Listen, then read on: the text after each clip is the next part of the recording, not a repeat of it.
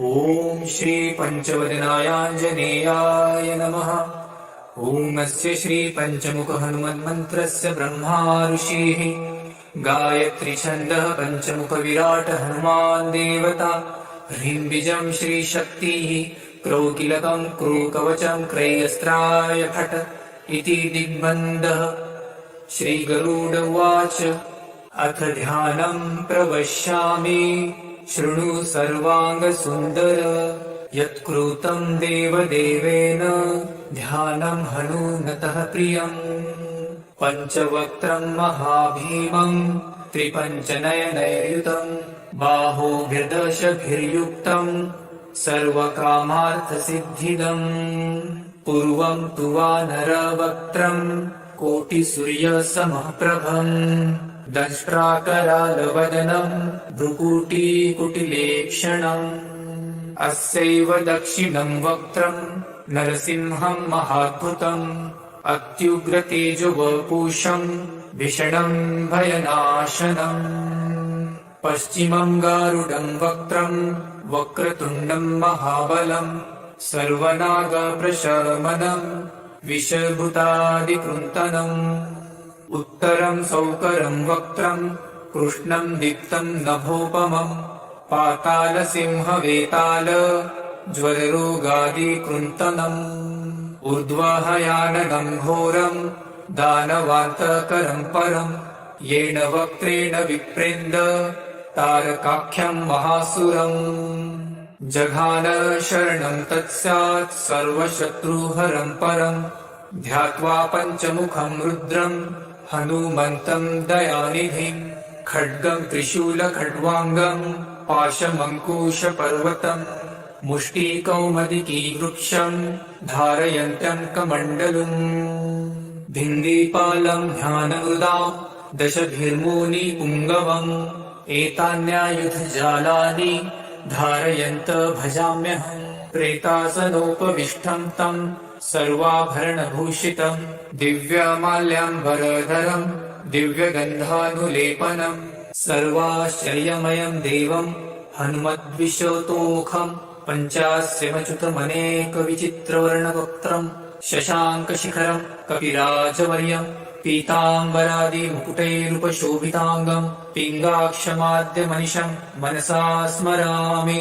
मर्कटेशमहोत्साहं सर्वशत्रुहरं परं शत्रुसंहरमारक्ष श्रीमन्नापदमुद्धरम्। ॐ हरिमर्कटमर्कट मन्त्रमिदं परिलिख्यति वामतले यदि नश्यन्ति शत्रुकुलं यदि मुच्यति वामलता। ॐ हरिमर्कटाय स्वाहा।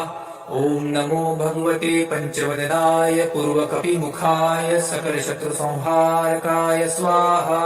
ॐ नमो भगवते पञ्चवदनाय दक्षिणमुखाय करालवदनाय नरसिंहाय सकलभूतप्रमथनाय स्वाहा। ॐ नमो भगवते पञ्चवदनाय पश्चिममुखाय गरुडाननाय सकलविषहराय स्वाहा। ॐ नमो भगवते पञ्चवदनायोत्तरमुखायादिवराहाय सकलसम्पत्कराय स्वाहा। ॐ नमो भगवते पञ्चवदनायोर्ध्वमुखाय हयग्रीवाय सकलजनवशङ्कराय स्वाहा। ॐ अस्य श्री पंचमुख हनुमन्मन्त्रस्य श्रीरामचन्द्र ऋषिः अनुष्टुप्छन्दः पञ्चमुखवीर हनुमान् देवता। हनुमानिति बीजं वायुपुत्र इति शक्तिः अञ्जनीसुत इति कीलकम्। श्रीरामदूत हनुमत्प्रसाद सिद्ध्यर्थे जपे विनियोगः इति ऋषादिकं विनश्येत। ॐ अञ्जनीसुताय अङ्गुष्ठाभ्यां नमः। ॐ रुद्रमूर्तये तर्जनीभ्यां नमः। ॐ वायुपुत्राय मध्यमाभ्यां नमः। ॐ अग्निगर्भाय अनामिकाभ्यां नमः। ॐ रामदूताय कनिष्ठिकाभ्यां नमः। ॐ पञ्चमुख हनुमते करतलकरपृष्ठाभ्यां नमः इति करन्यासः। ॐ अञ्जनीसुताय हृदयाय नमः। ॐ रुद्रमूर्तये शिरसे स्वाहा। ॐ वायुपुत्राय शिखायै वषट्। ॐ अग्निगर्भाय कवचाय हुं ॐ रामदूताय नेत्रत्रयाय वषट् ॐ पञ्चमुख हनुमते अस्त्राय फट् पञ्चमुख हनुमते स्वाहा इति दिग्बन्धः। अथ ध्यानम्। वन्दे वानरनारसिंह खगराट् क्रोडाश्ववक्त्रान्वितम् दिव्यालङ्करणम् त्रिपञ्चनयनम् देवीप्यमानम् रुचा हस्ताब्जैलसिकेटपुस्तकसुधारकुम्भाटृषाद्रिहलम् खट्वाङ्गम् फणिगुरुहम् दशभुजम् सर्वारिवीरापहम्। अथ मन्त्रः। ॐ श्रीरामदूतायाञ्जनेयाय वायुपुत्राय महाबलपरक्रमाय सीतादुःखनिवारणाय लङ्कादहनकारणाय महाबलप्रचण्डाय फाल्गुनसखाय कोलाहलसकलब्रह्माण्डविश्वरूपाय सप्तसमुद्रनिर्लङ्घनाय पिङ्गलनयनायामेतविक्रमाय सूर्यबिम्बफलसेवनाय दुष्टनिवारणाय दृष्टिनीरालङ्कृताय सञ्जीविनी सञ्जीविताङ्गदलक्ष्मणमहाकपिसैन्यप्राणदाय दशकण्ठविध्वंसनाय रामेष्टाय महाफाल्गुनसखाय सीतासहित रामवरप्रदाय षट्प्रयोगागम पञ्चमुखवीर हनुमन्मन्त्रजपे विनियोगः। ॐ हरिमर्कटमर्कटाय बं बं बं बं बं बं षट् स्वाहा। ॐ हरिमर्कटमर्कटाय फं फं फं फं फं फट् स्वाहा। ॐ हरिमर्कटमर्कटाय खें खें खें खें खें मारणाय स्वाहा। ॐ हरिमर्कटमर्कटाय लुं लुं लुं लुं लुं आकर्षितसकलसम्पत्कराय स्वाहा। ॐ हरिमर्कटमर्कटाय धं धं धं धं धं शत्रुस्तम्भनाय स्वाहा। ॐ टं टं टं टं टं कूर्ममूर्तये पञ्चमुखवीर हनुमते परयन्त्रपरतन्त्रोच्चाटनाय स्वाहा। ॐ कं खं गं घं डं चं चं जं झं त्रं टं ठं डं ढं नं तं तं दं धं नं पं फं बं भं मं यं रं लं बं शं शं सं हं रं शं स्वाहा इति दिग्बन्धः। ॐ पूर्वकपिमुखाय पञ्चमुख हनुमते टं टं टं टं टं सकलशत्रुसंहारणाय स्वाहा।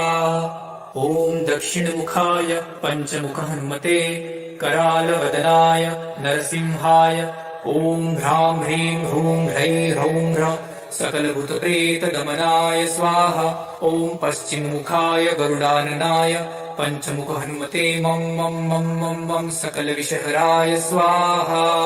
ॐ उत्तरमुखाय देवराहाय लं लं लं लं लं नृसिंहाय नीलकण्ठमूर्तये पञ्चमुख हनुमते स्वाहा। ॐ ऊर्ध्वमुखाय हयग्रीवाय रुं रुं रुं रुं रुं रुद्रमूर्तये सकलप्रयोजननिर्वाहकाय स्वाहा। ॐ अञ्जनिसुताय वायुपुत्राय महाबलाय सीताशोकनिवारणाय श्रीरामचन्द्रकृपापादुकाय महावीर्यप्रमथनाय ब्रह्माण्डनाथाय कामदाय पञ्चमुखवीर हनुमते स्वाहा। भूतप्रेतपिशाच ब्रह्मराक्षसशाकिनी डाकिन्यन्तरिक्षग्रह परयन्त्रपरतन्त्रोच्चाटनाय स्वाहा। सकलप्रयोजननिर्वाहकाय पञ्चमुखवीर हनुमते श्रीरामचन्द्रवरप्रसादाय जं जं जं जं जं स्वाहा। इदं कवचं पठित्वां तु महाकवचं पठेन्नरः एकवारं जपेत् स्तोत्रं सर्वशत्रुनिवारणम् द्विवारं तु पठे नित्यं पुत्रपौत्रप्रवर्धनम् त्रिवारं च पठे नित्यं सर्वसम्पत्करं शुभम् चतुर्वारं पठे नित्यं सर्वरोगनिवारणम् पञ्चवारं पठे नित्यं सर्वलोकवशङ्करम् शङ्कारं च पठे नित्यं सर्वदेववशङ्करम् सप्तवारं पठे नित्यं सर्वसौभाग्यदायकम् अष्टवारं पठे नित्यमिष्टकामार्थसिद्धिदम् नववारं पठे नित्यं राजभोगमवाप्नुयात् दशवारं पठे नित्यं त्रैलोक्यज्ञानदर्शनम् रुद्रावृत्तिं पठे नित्यं सर्वसिद्धिर्भवेत् ध्रुवम्